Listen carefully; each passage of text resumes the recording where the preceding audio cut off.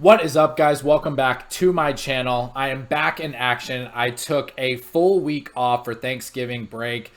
Took a good vacation. Happy Thanksgiving to anybody here in the US, but I am back in action. Looks like I missed a lot by taking the week off. It is a little bittersweet.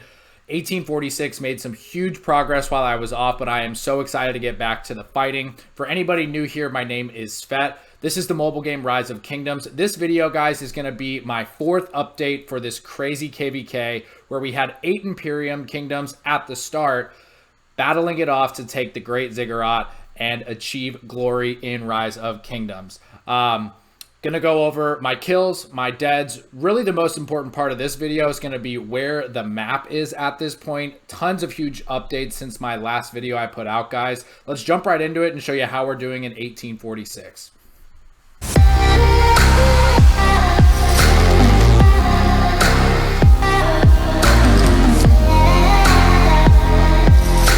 Okay.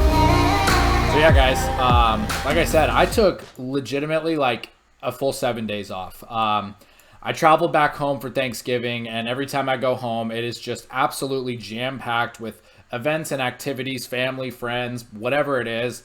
I really could only play for about 30 minutes to maybe an hour a day.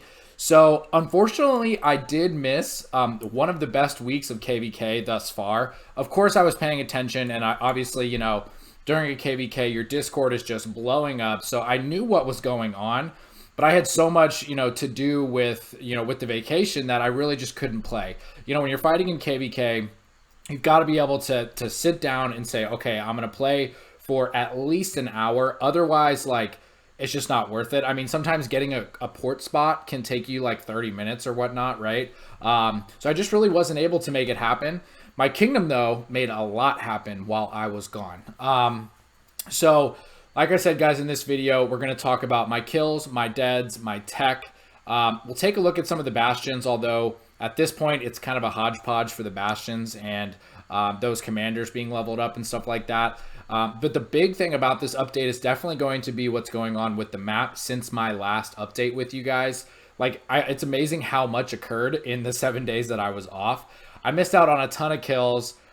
You know, thankfully, I missed out on a ton of deads as well, but really excited for this KVK to kind of come to a close. Looking like we're going to get some great fighting here probably tonight. If you guys haven't yet, go ahead and hit that subscribe button. Like this video if you like seeing content about Rise of Kingdoms. I am going to live stream later tonight when the level 6 pass opens. We should get some pretty intense fighting a few hours or so after these level 6 passes open, which is right around reset. So probably sometime around 2 UTC, I will go live and show you guys the battle that we are about to have. We are expecting some fighting for our kingdom, but also some crazy fighting with our allies. But yeah, okay, so let's show you where I'm at here with tech. I did, while I was on vacation, stop purchasing the daily bundle for the crystals because for me, I didn't necessarily feel like it was necessary. I told you guys what was most important to me in this whole tech tree in my first live stream and every update that I've done. I do have improved morale at 8 right now, and it's about to be upgraded to 9.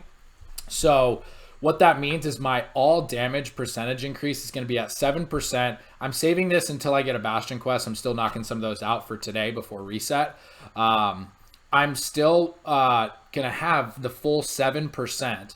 Level 10 is going to get me the 10% all damage, but when this is done here today, I'll be at 7% all damage, which is huge.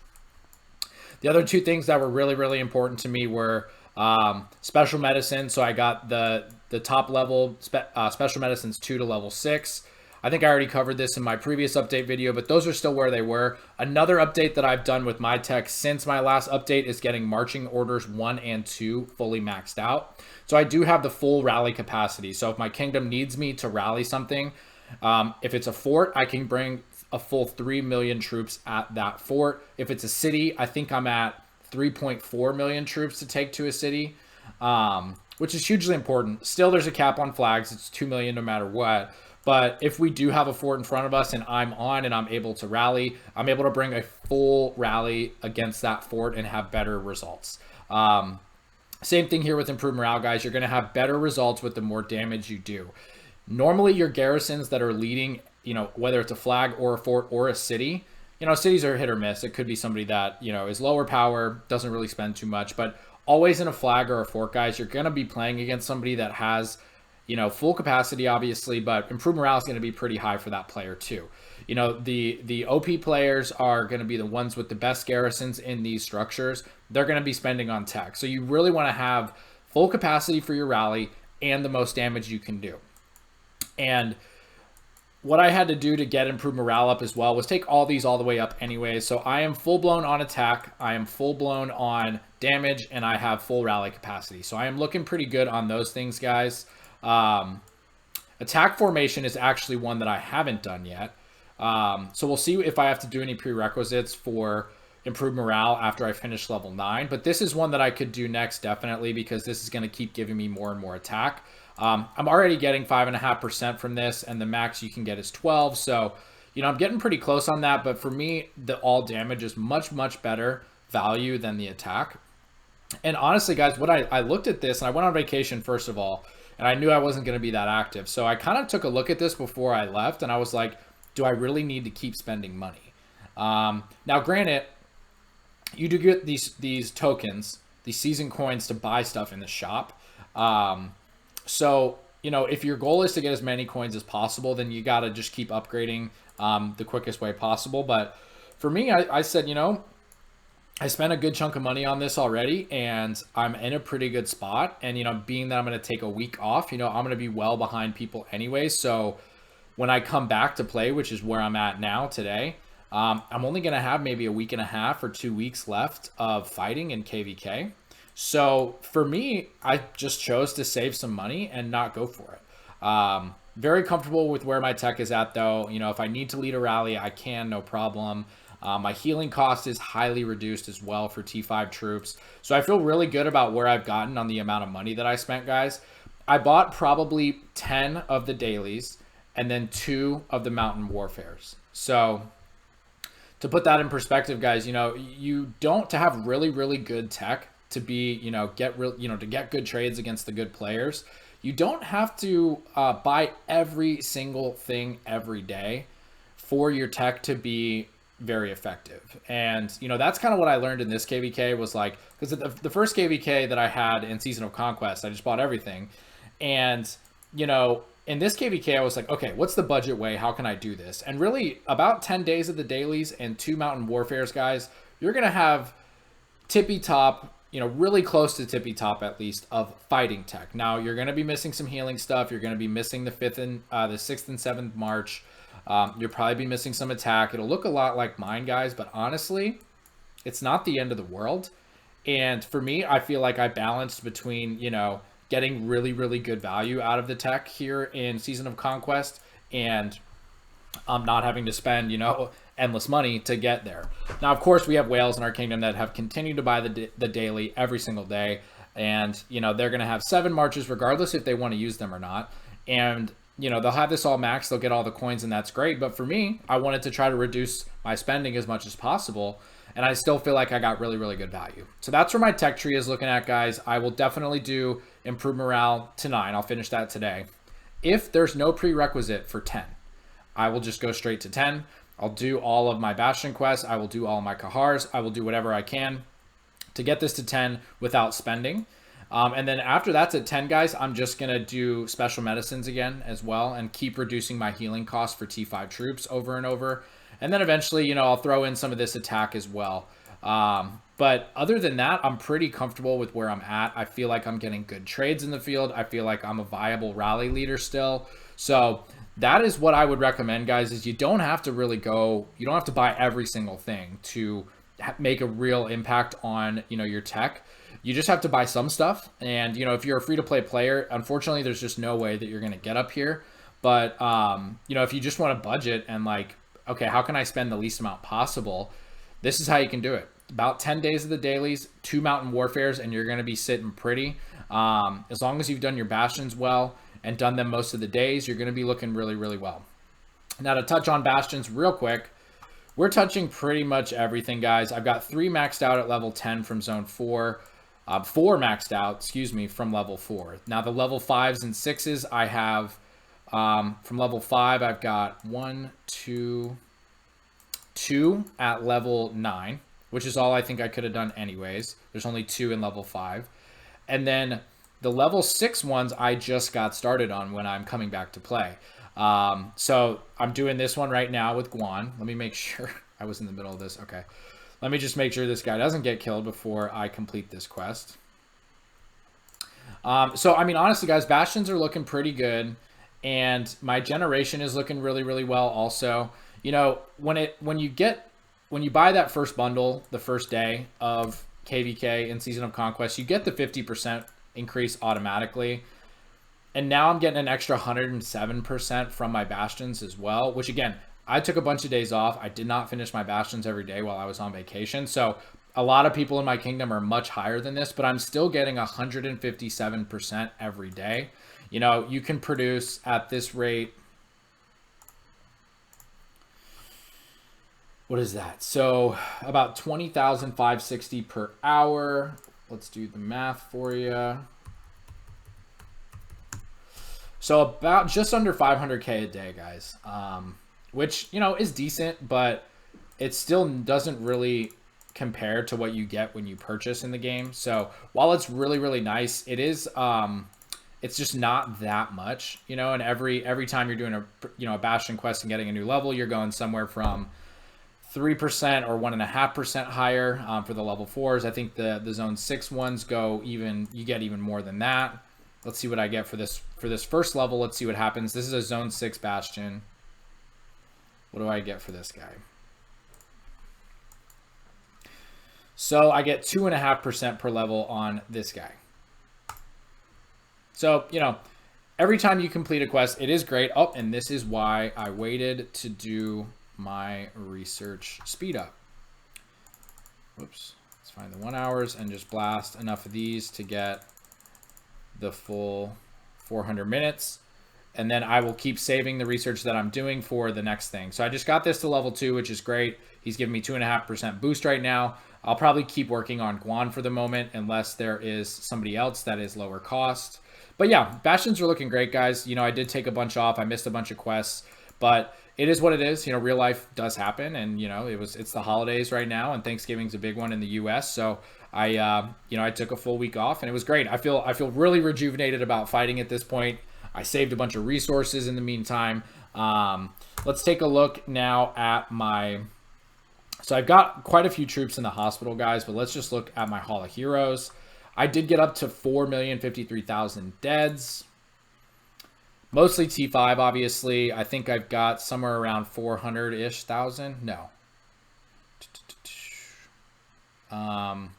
So 325. So about 650-ish. About 650-ish in deads of T4. And the rest of those 4 million are T5. You see, you know, a little bit of siege in there as well from looting cities and stuff like that. But most of these are T5 guys. You know, I'm down significantly in power, which is fine, which is great. That's the whole point of training troops, right? Now my kills, I literally, when I left you guys, I was at about 28 million, maybe 27.5 kills. The whole week off, I literally in the first like week, I got about 27 million kills. And then in the next week, I got 2. So I really wasn't doing a whole lot. Last night, I was able to get about 1 million extra kills. I'm very, very close to that 30 million kills goal, you know, and for my personal kill points goal as well. I'm at 1.711 now, guys. So I'm still about 30 million points shy of my goal for myself. I wanted to get about just over 500 million kill points in this KVK. And given with the resources I have left and the troops that I have as well, you know, I've got a bunch here in the hospital that I can heal up. This is only one batch that I was doing overnight. I feel very, very confident that I can definitely hit my goal of 502 million kill points, and I'll probably end up somewhere around 600 or 700 million kill points for this KVK, which is great. It's definitely where I want it to be. And yeah, so, you know, that's good, but I missed a crazy, crazy week of KVK, and let's show you guys why now. All right.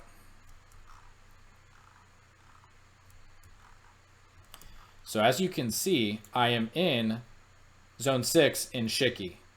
So guys, what happened the last live stream I did, we were fighting down here with 474. We had just kind of sealed in 75, which 75's up here. We've got them sealed in. We've got them fort walled, and 556 has them fort walled on their side as well. So we are looking good. 75 is fully locked in for the moment into their zone 4. And guys, we were able to push out of our zone 4 into 474's zone 5 Zarate. We got our ass kicked the first day of KVK, the first day of fighting by 474 in this zone. When we brought our entire kingdom over here to fight, though, we were able to push them not only all the way out of their zone 5 right here in Zarate, but we also pushed into their zone 6 here in Shiki, and that's where we are right now. They've still got a nice wall of forts right here that we've been burning for quite some time. We are trying to get them pushed all the way back if we can, but these level 6 passes are about to open, guys, so this is going to get a little dicey in here. One thing that's probably going to go down tonight, this TRN fort right here is a 254 alliance. So 254 is looking like they're going to try to come through Batafo, then through Macha, through Kalcha, and then come in here and fight with us as well. So what might be going on later tonight on my live stream, guys, is we may be facing 3 kingdoms with just ours. Now, granted, 474 and 945 are pretty battered, but 254 still has some gas in the tank, guys, and 3-on-1 is no joke, and that's probably what's going to be going on tonight. It is going to be a blast, but yeah, my kingdom did such a good job of coming in here and just pushing nonstop, guys. They were on all week, nonstop, fighting, building flags, burning forts, whatever it took to take this zone 6, guys. And our goal was obvious. We wanted to try to block access to zone 7 for 474. We did get them locked here in their zone 4 on this side, but this was an ally on their south side here in Kalcha. So they're still going to have access to come in here, and if they really had to, they could go through Macha and then come to zone 7 through Batafo. But that would be 3 kingdoms using 2 passes. So it would be very, very difficult, but it is possible. So depending how this fight goes in here for Shiki, when we face 3 kingdoms, probably later tonight and throughout the rest of this week, it's going to get very, very interesting to see what 474 actually decides to do. You know, all we got to do here, guys, is just hold them away from these passes. We're going to keep trying to push ourselves, though, no doubt. You know, we'd love to lock them all the way out. Just to be straight up, that's what we would want to do. So we're going to see if we can do that, but it's going to be tough with the amount of time that we have. So, you know, worst case scenario for us, we know we just have to hold the line around these level 7 passes. But it's going to be a crazy fight. My kingdom has still got a bunch of gas in the tank. We're still Imperium, and we are still ready to fight and win this King's Land. Now on the other side of the map, guys, 93 and 556 were able to push 254 all the way back to their passes here. This in Tahiti, this is 254's zone 4. So they got pushed all the way out of Nabokro down here, which was great. You know, and it seemed like at a certain point they kind of stopped trying because they're like, all right, let's save everything we can for a better strategy down the line. They were facing a 2v1. 93 was no longer Imperium, but 556 is a massive kingdom, and they were still Imperium as well. And so 2-on-1 in that situation wasn't necessary for 254 down here to hold Dimbokro. So it looks like they gave a little bit of push, but when, you know, 556 came in hot with, you know, basically their entire kingdom, seemed like they burned pretty consistently all the way down to these 2 passes. Which, tip of the hat to 93, guys. Really, really impressive to hold off 254 long enough for 556 to come in and then help them push all the way back. And let me be clear, it wasn't just 556 coming in that changed it. 93 was pushing hard here on this kind of eastern side of this zone, while 556 was pushing hard on the western side. And guys, I mean, 93 did such a good job of defending and then turning around and going on offense and kicking ass to push them out of Dimbokro. So nonetheless, our ally down here, 664, is still locked. So they're pretty heavily locked as well on both sides, which is unfortunate. And, you know, It'd be nice to have them out and have them fight with us in Kingsland, but I'm going to be honest, it looks really, really tough to have them come out. I mean, look at how layered Okuri is. Like 254 layered the hell out of this. There's nowhere in here really to drop a fort. You know, some of these gaps are obvious from this high up view, but there's mountains and water and stuff in there where you can't actually drop a fort. There's nowhere to do it. If 664 wants to come out, it's going to be the old-fashioned way, and it's just like, I don't know if that's even like possible, let alone plausible. So we'll see what happens, but it'd be nice to have 664 with us fighting somewhere, but they've, you know, they're locked right now in zone 4, and they probably aren't going to make it all the way out. They'll probably have to wait till the very, very end when, you know, one side or the other wins. You know, if our enemies are able to push us all the way back and get all the way into our zone 4s and stuff like that, you know, it's possible that 75 gets out, and then on the other side as well, if we're able to push our enemies all the way back to their zone 4s, break into their zone 4s, you know, then 664 will be able to come out. But as of right now, guys, we are looking, as of this moment, we're looking at a 3v3 in Kingsland. Now, the logistics are a little more complicated for our enemies because it's looking like we're going to be able to seal both of these level 7 passes, which means 846, us and our allies are going to have 6 level 7 passes for 3 kingdoms, whereas our enemy is going to have 2 level 7 passes for 3 kingdoms. Now, it gets really, really complicated to get a bunch of people in, you know, for multiple reasons. One, you have to pass share, which is really, really difficult to launch rallies, to let troops through. But then also, you know, you're not going to get, look at how much land they're going to have. They're not going to be able to get that many people ported in here because they're not going to have as many access points to build out from. So while we're building all, you know, all the way around here, you know, right towards the Great Zig, we're getting port spots all the way down to them, which is a huge advantage for us and a huge disadvantage for them, guys. It's going to be really, really tough if they don't hold this level 7 pass here. We've already locked one level 7 pass right here. We'll see what happens if, you know, TRN and 254 come in here. If they're able to push us back a little bit and maybe save one of these passes, that would be a huge move and very, very, you know, beneficial to them. But even if they're, all 3 of these are able to get in, all 3 of our enemies are able to get in, it's going to be really, really tough for them to push through 2 passes and actually push us back. So we'll see what happens. Now, keep in mind, guys, 75 is locked, but they're not dead. And they've got, you know, they've got a lot of fuel that they could give as well. So we're probably going to see some sort of, you know, cooperative like push where we start to feel it on multiple fronts, and we'll have to see how we handle it and what we're supposed to do at that point. But 75 could definitely try to push out. They've already made a few incursions trying to push out, coming out and burning stuff. We've been able to push them back in and rebuild. But I can almost guarantee that they're saving their most vigorous fight, you know, that they have left in their tank for when this goes down, either tonight or when we push into Kingsland. You know, because if we're so focused on, you know, holding off this zone 6 that 75 is able to push out and actually somehow, you know, get through here, that would be bad. Then maybe 75 can actually make it to Kingsland. Obviously, we have thousands of people online that are paying attention to the whole map at all times of the day. So, you know, we think we're very comfortable with, you know, noticing things that are going on and how we react to them. But there's still a lot of moving parts here that can make this really, really interesting for the finish. So this is going to be a ton of fun. Again, guys, I'm going to live stream tonight when these level 6 passes open. The one I'm focused on mainly is going to be this one down here in Culture. This is going to give TRN access to come to this level 5 pass right here. They don't have to fort. They can just flag build, boom, straight line. It's probably going to be, I don't know, somewhere between 6 and 9 flags for them to get there.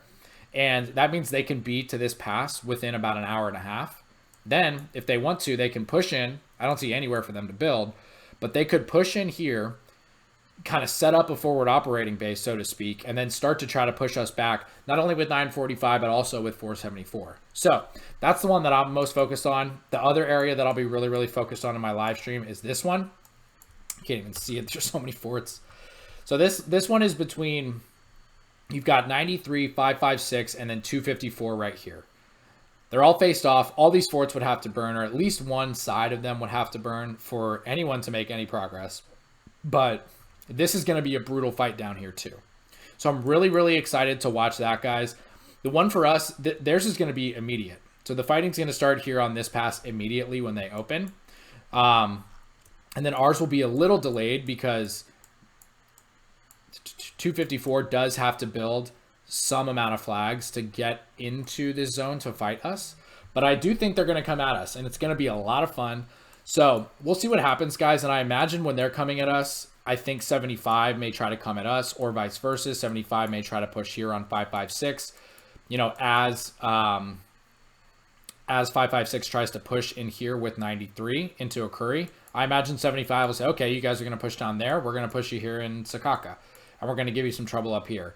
So really, I would imagine they're going to go for the closest path that they could to get somewhere. That all these are fort block though, so at least it's going to be at least a day for these forts to burn down, which is, you know, it's a really tough spot for 75 because they're, you know, at least on the 556 side, they are blocked in good. It's tough.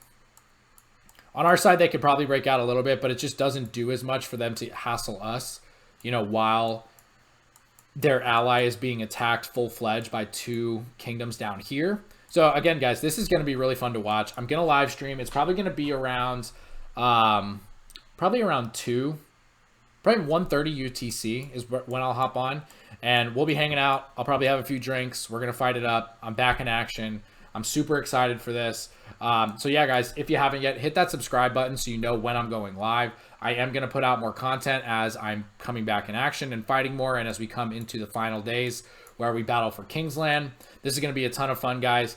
Thanks for checking in for the update. Again, if you are in the US, I hope you guys had a great Thanksgiving. Let's get back to fighting in this KVK, and we will see you later tonight for the live stream when the level 6 passes open. Later, guys.